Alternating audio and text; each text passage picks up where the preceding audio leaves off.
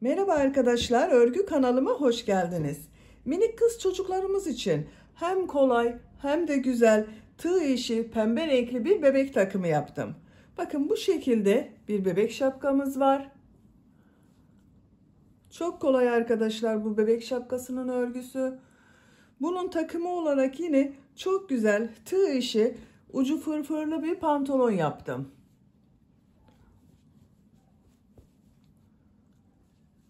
Bunların takımı olarak bugün size anlatacak olduğum bu tığ işi kolay model bebek hırkası var bakın. Ben bunları üçlü takım olarak yaptım. Siz de benim gibi böyle güzel bir takım yapmak isterseniz şapkanın ve pantolon anlatımlarını yaptım. YouTube kanalıma yükledim. Pantolon ve şapkanın olduğu YouTube linklerini izlediğiniz bu videonun açıklama bölümüne ekliyorum. Siz o linklere tıklarsanız bunun gibi güzel bir takım yapabilirsiniz. Biz bugün bu kolay ve güzel bebek hırkasını yapacağız. Hırka örgüsüne yakadan zincir yaparak başlıyorum. Ben bugün hırka anlatımını 6-12 ay arası bebek ölçüsüne göre yapıyorum. Ama siz bu hırkayı yeni doğan bebek için yapabilirsiniz. 3 aylık bebek için yapabilirsiniz. 1, 2, 3, 5 her yaş çocuklarınız için yaparak kullanabilirsiniz. Çok kolay. 0-1 yaş arası çocuklar için benimle aynı sayıda başlayabilirsiniz. Sadece bu yaka arttırma sırasını benim yaptığımdan bir sıra önce bitirirseniz 3 aylık veya yeni doğan bebek için olur arkadaşlar. Bu yaka arttırma sırasını benim yaptığımdan bir sıra fazla yaparsanız da 1-2 yaş arası çocuklarınız için olur. 2 yaşından büyük çocuklar için yapmak istiyorsanız bu yaka başlama sayısını daha fazla başlamanız gerekir. 8, 10, 12 zincir fazla yaparsanız daha büyük çocuklar için olur. Siz bu hırkayı farklı ölçülerde yapmak istiyorsanız standart bebek ölçü tablosunu ben hazırladım. İzlediğiniz bu videonun açıklama bölümüne o tabloyu ekliyorum. O tabloya bakarak gövde genişliklerini, yüksekliklerini ayarlama yapabilirsiniz. Hırka örgüsünde iplik olarak ben bugün bu ipliği kullandım. 100 gram iplik üzerinde 330 metre var. Bu iplikten 2 adet ipliğe ihtiyacınız var arkadaşlar. Bakın ikinci yumaktan bu kaldı. Tığ olarak 5 numara 3 milimetre tığ kullandım. Benim elim çok sıkı değil. Bakın yaptığım örgüler yumuşak oluyor. Eliniz sıkıysa yaptığınız tığ işi örgü hem sert olur hem de ölçü benim yaptığım ölçüden daha küçük olur. Eliniz sıkıysa 3,5-4 milimetre tığları kullanırsanız daha güzel olur. Düğüm olarak zaten bakın buraya 3 tane düğme yaptım. Tercihinize göre siz bunu 4-5 düğme yapabilirsiniz. Açık görelim. Bakın bu şekilde. Hırka ölçüsünü videonun sonunda ölçüyorum. Oraya bakabilirsiniz. Tekrar ölçerek zaman geçirmek istemiyorum. İpliğe tığ hazırlayalım. Hep birlikte bu kolay ve güzel bebek hırkasının örgüsüne başlayalım. Örgü kanalıma abone değilseniz abone olmayı unutmayın lütfen. Örgü kanalıma abone olmak ücretsiz. Örgü kanalıma ücretsiz abone olup orada bulunan zil şeklini dokunarak açık yaparsanız kanalıma video yüklediğim zaman ilk önce size bildirim gelir. Örgülerimden herkesten önce sizin haberiniz olur. Beğeni ve yorumlarınızı yaparsanız çok sevinirim arkadaşlar. Beğeni ve yorumlarıyla destek olan bütün arkadaşlara ayrıca teşekkür ederim. Hepinize kolay gelsin. İyi çalışmalar. Örgüye yakadan zincir yaparak başlıyoruz. İlk ilmeği ben bu şekilde yapıyorum. Size nasıl kolay geliyorsa o şekilde yapabilirsiniz. Zincirleri yapmaya başlıyorum. Çok sıkı zincirler yapmıyorum.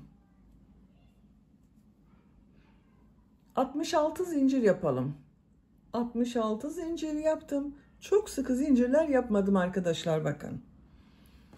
Bu 66 zincirin kaç santimetre olduğunu ölçüyorum.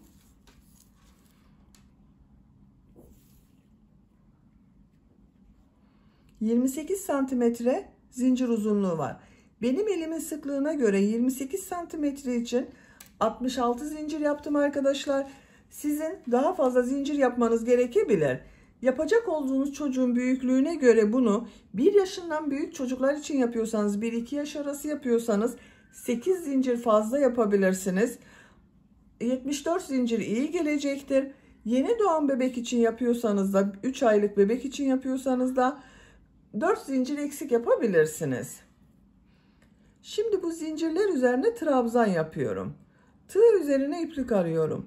3 ilmek atlıyorum. 1, 2, 3, 4. ilmeğe trabzan yapıyorum. 2 defa da çıkardığım trabzan. Her ilmek üzerine bir trabzan yapıyorum.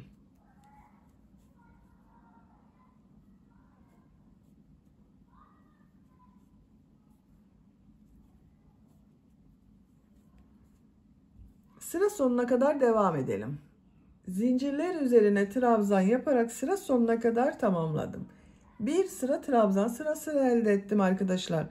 Bu sıra başında 3 ilmek atlayarak yaptığım trabzan ile birlikte 63 trabzan var bir sıra üzerinde. İkinci sıradayım. Bir zincir yapıyorum, örgüyü çeviriyorum. Bu sırada 3 tek bir çift, 3 tek bir çift trabzan yaparak arttırma yapıyorum. İlk ilmek üzerine trabzan yapıyorum.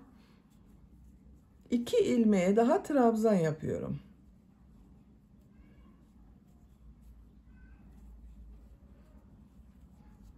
Üç trabzan yaptım. 4. ilmeğe 2 trabzan yapıyorum. Aynı ilmek içine 2 trabzan yapıyorum. 3 ilmeğe 1 trabzan yapıyorum.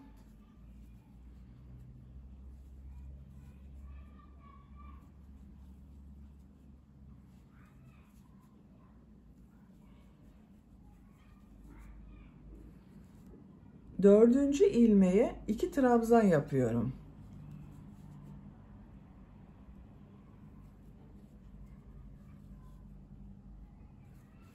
Üç ilmeğe bir trabzan yapıyorum.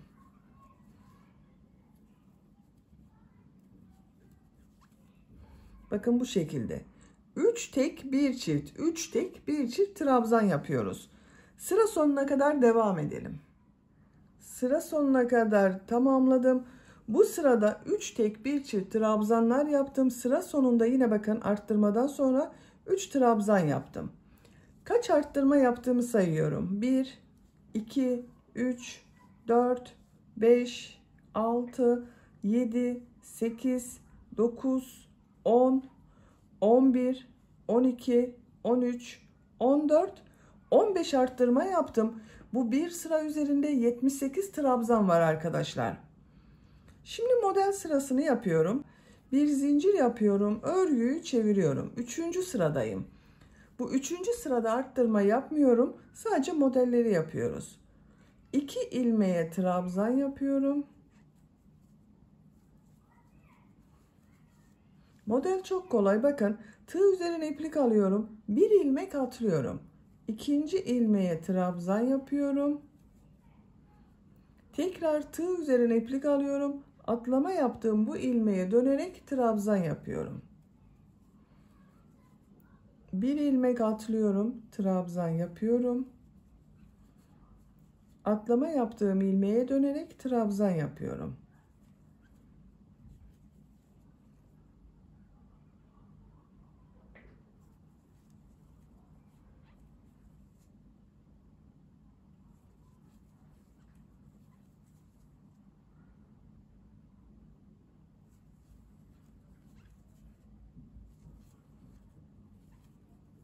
Bu şekilde modeller oluşuyor bakın. Sıra sonuna kadar devam edelim. Modelleri sıra sonuna kadar yaptım.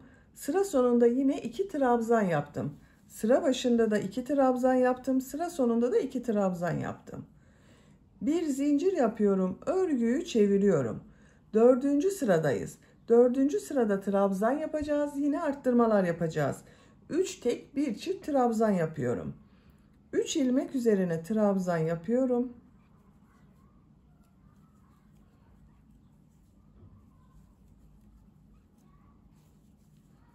Dördüncü ilmeğe 2 trabzan yapıyorum. 3 ilmeğe 1 trabzan yapıyorum. 3 trabzan yapıyorum arkadaşlar.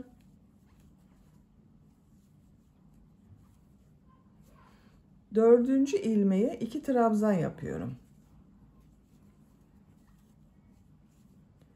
3 tek bir çift trabzan yaparak sıra sonuna kadar devam edelim. Sıra sonuna kadar 3 tek bir çift trabzan yaptım. Çift yaptığım trabzandan sonra bakın 2 ilmeğe birer trabzan yaptım arkadaşlar. Burada 3 trabzan denk gelmedi. 2 trabzan yaptım. Dördüncü sırada 19 arttırma yaptım. 19 ilmek üzerine çift trabzanlar yaptım. Bu bir sıra üzerinde 97 trabzan var. 5. sıradayım. Bir zincir yapıyorum, örgüyü çeviriyorum. Model sırası yapıyoruz. 2 ilmek üzerine trabzan yapıyorum. 1 ilmek atlıyorum, trabzan yapıyorum. Atlama yaptığım ilmeğe dönerek trabzan yapıyorum.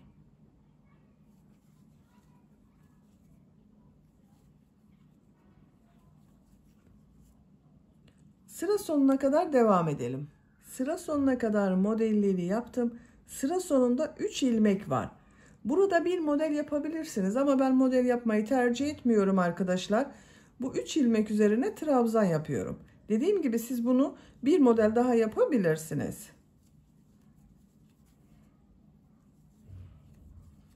Bakın 3 trabzan yaptım. Bu sırada modelleri yaptık. Hiç arttırma yapmadım. 6. sıradayım. Bir zincir yapıyorum. Örgüyü çeviriyorum. 3 ilmek üzerine trabzan yapıyorum. Arttırma sırasındayız arkadaşlar.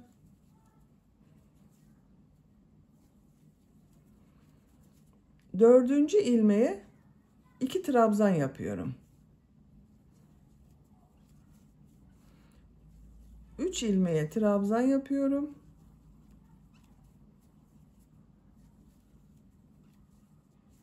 Dördüncü ilmeğe 2 trabzan yapıyorum. Aynı şekilde yine 3 tek bir çift trabzan yapıyoruz. Sıra sonuna kadar devam edelim. Sıra sonuna kadar tamamladım. Sıra sonunda bakın bu arttırmadan sonra 1, 2, 3, 4, 5 trabzan yaptım. Burada arttırma yapmadım arkadaşlar, çok büyük olmasın diye. Bu 6. sırada toplam 23 arttırma yaptım. Bir sıra üzerinde 120 trabzan oldu. 7. sıradayım. Bir zincir yapıyorum, örgüyü çeviriyorum. İlk ilmek üzerine trabzan yapıyorum. Model sırasındayım. 2. ilmeği de trabzan yapıyorum. 1 ilmek atlıyorum, trabzan yapıyorum. Atlama yaptığım ilmeğe dönerek trabzan yapıyorum.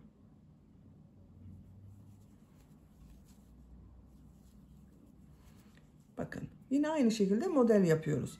Sıra sonuna kadar devam edelim. Bir sonraki sırada yine burada yaptığımız gibi 3 trabzanı tek trabzan, 4. trabzanları çift trabzan yapalım. Arttırmalara devam edelim. Yakanın görüntüsü bakın bu şekilde arkadaşlar. Bu yaka arttırmaları bu 2 sıranın tekrarıyla olacak. Bir sırada trabzan sırası yapacağız. Trabzan sırasını yaparken bir çift 3 tek, bir çift 3 tek trabzan yapacağız. Bir sonraki sırada model sırası yapıyoruz. Model sırasında arttırma yapmıyoruz arkadaşlar, unutmayalım. Yapacak olduğunuz çocuğun büyüklüğüne göre bu yaka örgüsüne devam edelim. Yaka örgüsünü arttırmalar yaparak yapacağım ölçüye göre tamamladım. Kaç sıra yaptığımı sayıyorum. 1, 2, 3, 4, 5, 6, 7, 8, 9, 10, 11. 11. model sırasında bakın bitirdim arkadaşlar. Benim yapacağım ölçü için bu yeterli. Siz bunu 1 yaş çocuk için yapıyorsanız bir sıra daha arttırma sırası ve model sırası yapabilirsiniz. Kaç santimetre olduğunu da ölçüyorum. Yuvarlak bir roba yaptık bakın arkadaşlar. 11 santimetre yükseklik var. Benim yapacağım ölçü için bu yeterli. Şöyle katlıyorum. Görüntüsü böyle bakın. 12. sıradayım. 12. sırada kol ve gövde bölümünü birbirinden ayırıyorum. Artık örgüye gövdenin örgüsüyle devam ediyorum. Bu 11. sırada benim arkadaşlar bir sıra üzerinde 186 trabzan var. Sizin kaç trabzan varsa ortaya bir işaret yapın. Bakın şu şekilde katlayabilirsiniz de ama iki taraf eşit olursa daha iyi olur. Bakın. Bu son sırada kaç trabzan varsa sayın, ortaya bir işaret yaparsanız burası arka orta olacak. Ön bölüm için 24 trabzan yaptım bakın. 2, 4, 6, 8, 10, 12, 14, 16, 18, 20, 22, 24. Ön bölüme 24 trabzan yaptım. Arka bölüme de 24 trabzan yapacağız arkadaşlar. Bakın bu işaret yaptığım yerden sonra 2, 4, 6, 8, 10, 12, 14, 16, 18, 20, 22, 24. Bakın arka bölümün burası 24, 24 de buraya yaptım. Toplam 48 trabzan var arka bölüm için. Diğerleri kol bölümü için bakın. Burası kol bölümü olacak. Burası da kol bölümü olacak. 12. sıradayım. 12. sırada artık arttırma yapmadan kol bölümünü gövde bölümünden ayırıyorum. Bir zincir yapıyorum. Örgüyü çeviriyorum. Trabzan sırası yapıyorum. Her ilmek üzerine bir trabzan yapıyorum.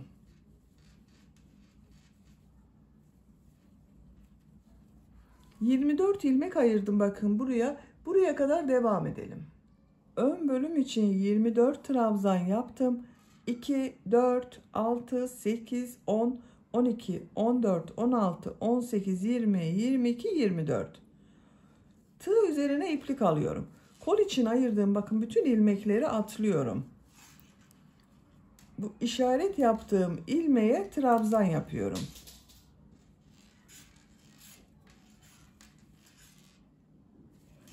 Arka bölümde bulunan ilmekler üzerine trabzan yaparak devam ediyorum. Her ilmek üzerine trabzan yapıyoruz. Bu kol için işaret yaptığım bu ilmeğe kadar trabzan yaparak devam edelim. Arka bölüm için 48 trabzan yaptım. Tığ üzerine iplik alıyorum. Bu kolda ayırdığım ilmekleri bakın atlıyorum. Diğer ön bölüm için bu ilk ilmek üzerine trabzan yapıyorum. Diğer ilmeklere trabzan yaparak devam ediyorum.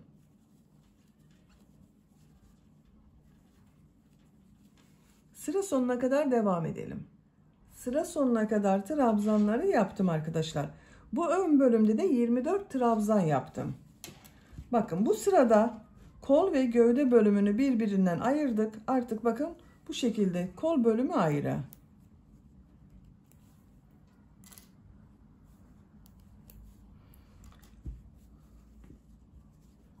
Gördüğünüz gibi bu şekilde oldu arkadaşlar. 13. sıradayım. 13. sırada artık gövde bölümünün modellerini yerleştirmeye başlıyorum.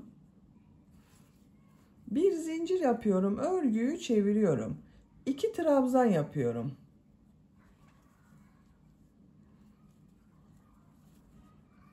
Tığ üzerine iplik alıyorum. Bir ilmek atlıyorum. İkinci ilmeğe bir trabzan, 2 zincir, bir trabzan yapıyorum.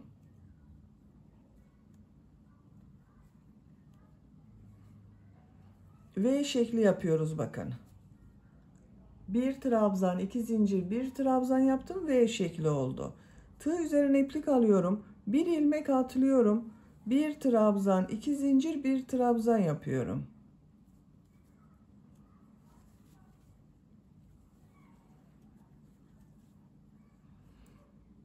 Bir ilmek atlıyorum. Bir trabzan, 2 zincir, bir trabzan yapıyorum.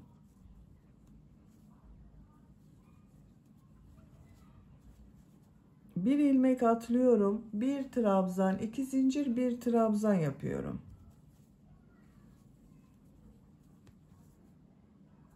Bu şekilde V şekilleri yaparak sıra sonuna kadar devam edelim. Sıra sonuna kadar V şekilleri yaptım. Sıra sonunda 2 ilmek var. Tığ üzerine iplik alıyorum. 2 ilmeğe trabzan yapıyorum. Bakın bu şekilde oldu arkadaşlar. V şekilleri yaptık. Bir zincir yapıyorum. Örgüyü çeviriyorum. 2 ilmek üzerine trabzan yapıyorum. Tığ üzerine iplik alıyorum. V şekli içine 3 trabzan yapıyorum. 1 2 3. Tığ üzerine iplik alıyorum. Diğer V şekli içine de 3 trabzan yapıyorum. 1 2 3.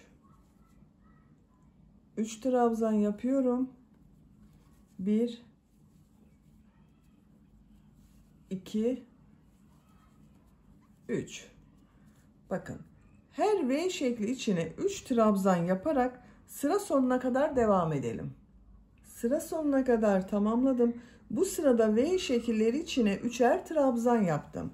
Sıra sonunda 2 ilmeğe de 2 trabzan yapıyorum. Bakın, birer defa trabzan yapıyorum. Bu 2 trabzan örgü bitesiye kadar devam edecek arkadaşlar.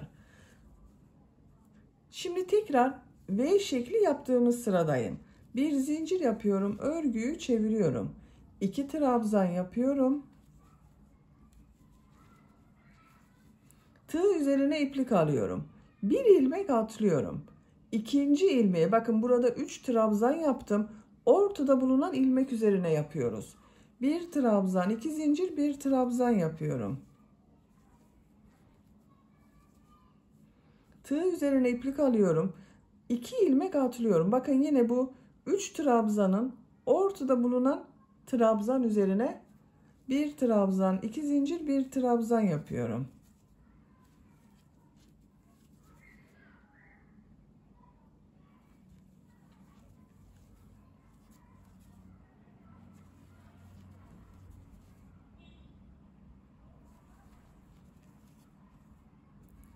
Sıra sonuna kadar devam edelim. V şekilleri yaparak sıra sonuna kadar tamamladım.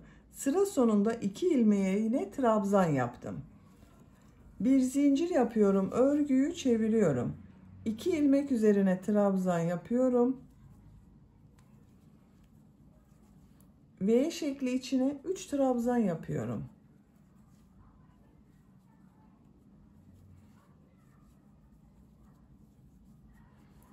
Diğer V şekli içine de 3 trabzan yapıyorum.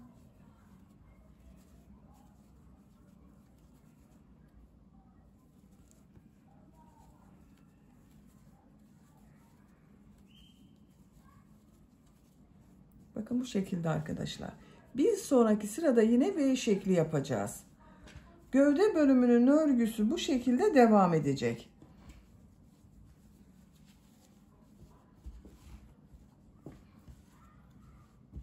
Bu iki sırayı tekrarlayarak bir sırada V şekli yapacağız. Bir sonraki sırada V şekillerinin içine 3 trabzan yapacağız. Yapacak olduğunuz çocuğun büyüklüğüne göre bu sıraları tekrarlayarak gövdenin örgüsüne devam edelim. Gövde bölümün örgüsünü 7 model sırasını tamamladım arkadaşlar. 8. model sırasında V şekilleri yaptığım sırada bitirdim. 1, 2, 3, 4, 5, 6, 7. 7 tam model yaptım. 8. de V şekilleri yaptığım sıradayım. Santimetre olarak ölçüyorum.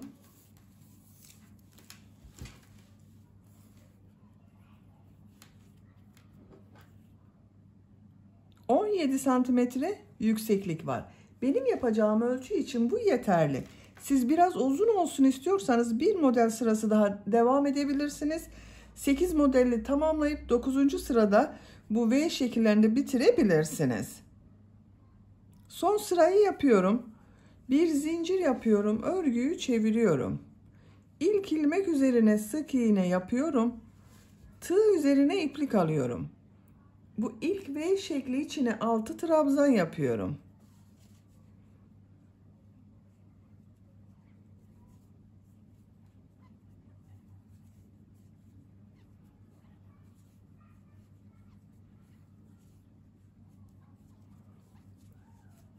Altı trabzan yaptım.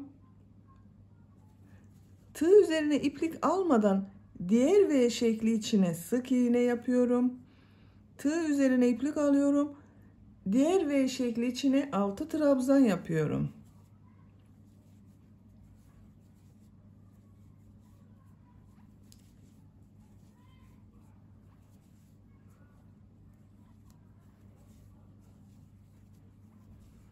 6 trabzan yaptım. V şekli içine sık iğne yapıyorum. Tığ üzerine iplik alıyorum. 6 trabzan yapıyorum. Bakın bu şekilde modeller elde ediyoruz arkadaşlar. Sıra sonuna kadar devam edelim. Modelleri sıra sonuna kadar yaptım. Son ilmeğe sık iğne yapıyorum. Görüntü böyle oldu bakın arkadaşlar. Çok güzel oldu. Şimdi ön patlarda da pıtırcık modelleri yapıyorum.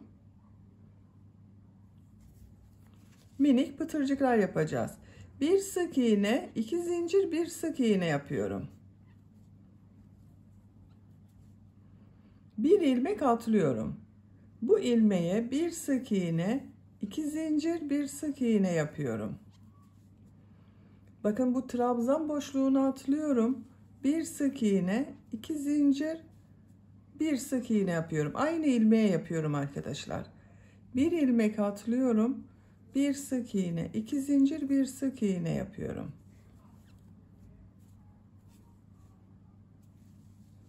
Bu kol bölümünü ayırdığımız bakın bu sıraya kadar pıtırcık modelleri yaparak devam edelim.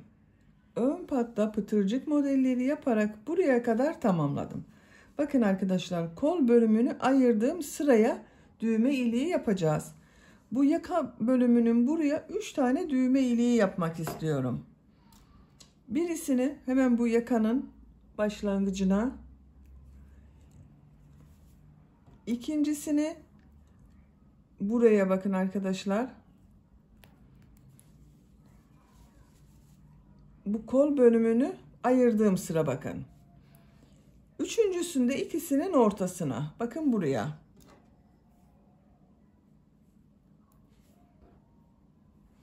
Üç düğme iliği yapacağız. Bu ilmeği atlıyorum. İşaret yaptığım bu ilmeğe bir sık iğne yapıyorum. Düğme iliği için 7 zincir yapıyorum. Aynı ilmeğe sık iğne yapıyorum. Bakın ilk düğme iliğini yaptım. Bir ilmek atlıyorum. İkinci ilmeğe bir sık iğne, 2 zincir, bir sık iğne yapıyorum. Bu trabzan sırasını atlıyorum. Bir sık iğne, 2 zincir, bir sık iğne yapıyorum.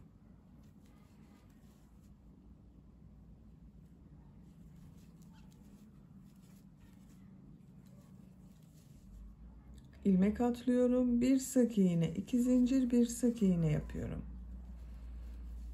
Bakın diğer düğme iliğini yapacağım ilmeğe geldim. Bir ilmek atlıyorum. Bir sık iğne yapıyorum. Düğme iliği için 7 zincir yapıyorum. Aynı ilmeğe sık iğne yapıyorum. İkinci düğme iliğini yaptım.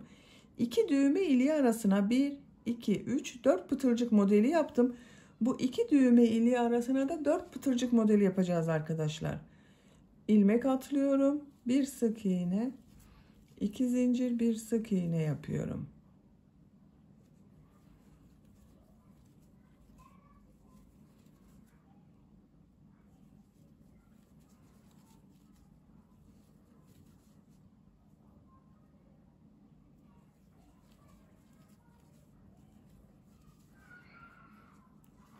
Bir, iki, üç, 4 pıtırcık modeli yaptım. Bir ilmek atlıyorum.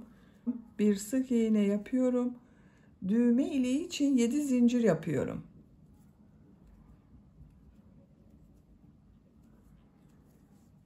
Sık iğne yapıyorum.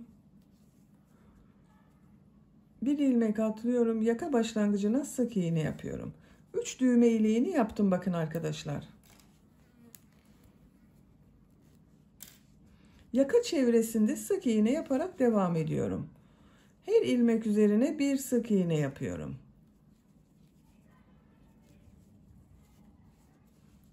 Diğer ön pata da pıtırcık modelleri yapacağız. Buraya kadar devam edelim. Yaka çevresinde sık iğne yaparak diğer uç noktaya kadar tamamladım. Bakın görüntü olarak böyle oldu. Burada da pıtırcık modelleri yapmaya devam ediyorum. Burada yaptığım gibi pıtırcık modelleri yapıyorum. Bir sık iğne, 2 zincir, bir sık iğne yapıyorum. Bir ilmek atlıyorum. ikinci ilmeğe bir sık iğne, 2 zincir, bir sık iğne yapıyorum.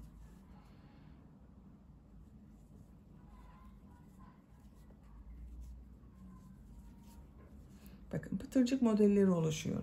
Sıra sonuna kadar devam edelim. Pıtırcık modellerini buraya kadar tamamladım. Bu ilmek ile ilmek kaydırma yaparak bitiriyorum arkadaşlar. İpliği kesiyorum. Ben kestim. Bakın pıtırcık modelleri yaptım. Yaka çevresinde sık iğne yaptım. 3 tane düğme diktim bakın buraya. Bakın şu şekilde takıyorum. Gövde bölümünün örgüsünü tamamladım. Şimdi kol örgüsünü yapalım. Burada yaptığım modelleri kol örgüsünde yapıyorum. Kol altında bulunan herhangi bir ilmekten ipliği bağlıyorum.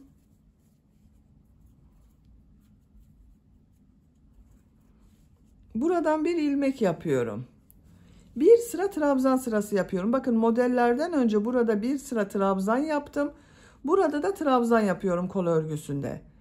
İlk ilmek üzerine trabzan yapıyorum. Her ilmek üzerine bir trabzan yapıyorum.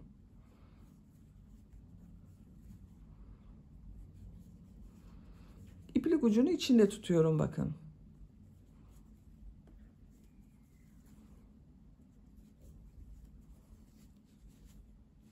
Sıra sonuna kadar devam edelim. Sıra sonuna kadar trabzan yaparak tamamladım. Bakın bir sıra trabzan sırası yaptım. Bu ilmek ile bakın kol altında bulunan ilmek ile ilmek kaydırma yaparak birleştiriyorum. Görüntüsü böyle oldu. Bakın bu trabzan sırası devam etti arkadaşlar. Şimdi V şekilleri yaptığımız sıradayız. İlmek kaydırma yaparak bu ilmeğe geçiyorum. V şekli için 4 zincir yapıyorum.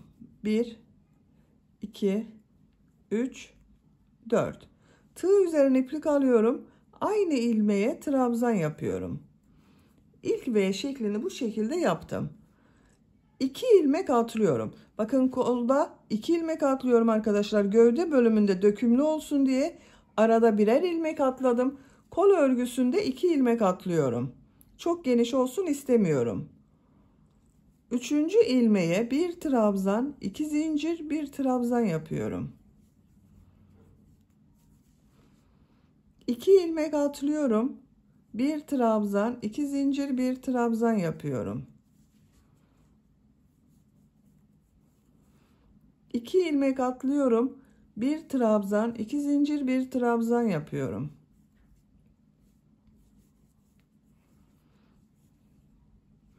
Sıra sonuna kadar devam edelim. V şekilleri yaparak sıra sonuna kadar tamamladım. Sıra sonunda 2 ilmek kaldı benim. Sizin bir ilmekte kalmış olabilir arkadaşlar. Bir ilmek kaldıysa bir ilmek atlama yapabilirsiniz. 2 ilmeği atlıyorum. İlk başta yaptığım bu V şekline ilmek kaydırma yaparak sırayı birleştiriyorum. Bakın bu sırada V şekilleri yaptık. Şimdi bu 3 trabzan yaptığım sıradayım. 3 zincir yapıyorum. Tığ üzerine iplik alıyorum. 2 trabzan yapıyorum.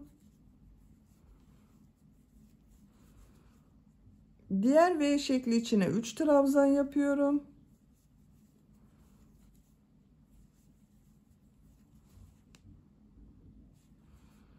V şekillerin içine 3'er trabzan yapıyoruz.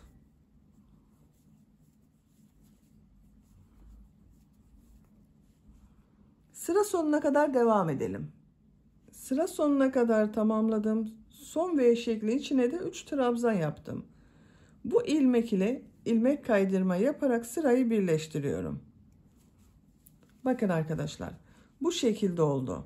Şimdi tekrar V şekli yaptığımız sıradayım. İlmek kaydırma yaparak bu ortada bulunan ilmek üzerine geçiyorum. 4 zincir yapıyorum. Tığ üzerine iplik alıyorum. Aynı ilmek içine trabzan yapıyorum. İlk V şeklini yaptık. 2 ilmek atlıyorum. Ortada bulunan bu ilmek üzerine bir trabzan, 2 zincir, bir trabzan yapıyorum.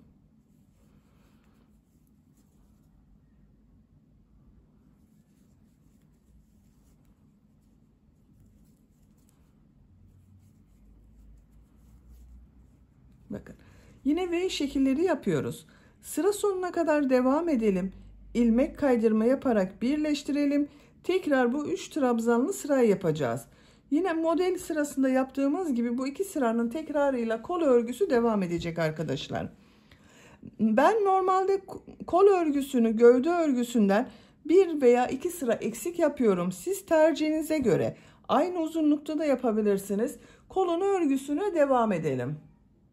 Kol örgüsünü 7 model sırası yaptım. 1, 2, 3, 4, 5, 6, 7. 8. model sırasında V şeklini yaptım. Burada bitirdim bakın. Kol ucunu burada bitirmiyoruz arkadaşlar. Devam edeceğiz. Bakın diğer kol örgüsünü ben yaptım. Bu kol gibi başladım. Aynı model sayısında kollarını yaptım. 8. model sırasında bakın V şeklinin içine modeller yaptım. Bu kolda da aynısını yapacağız.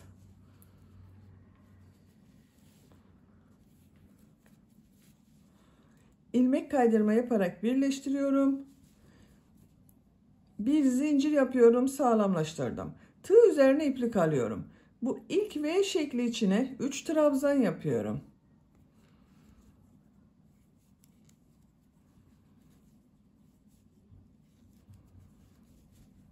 İki V şekli ortasına bakın.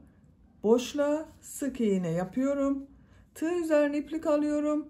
V şekli içine 3 trabzan yapıyorum.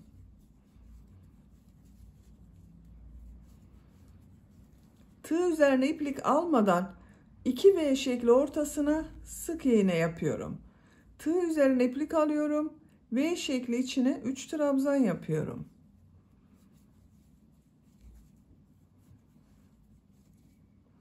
Tığ üzerine iplik almadan 2 V şekli ortasında bulunan boşluğa sık iğne yapıyorum.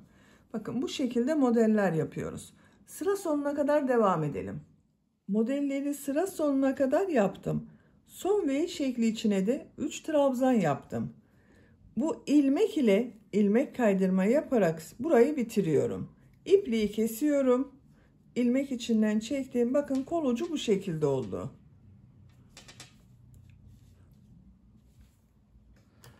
Böylece hırkanın örgüsünü bitirmiş oldum.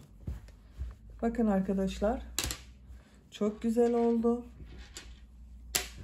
Minik kızlarımız için kolay ve güzel tığ işi hırka yaptık. İkinci yumak iplikten bu kaldı. 1,5 adetten fazla iplik kullandım. Düğmelerini takıyorum.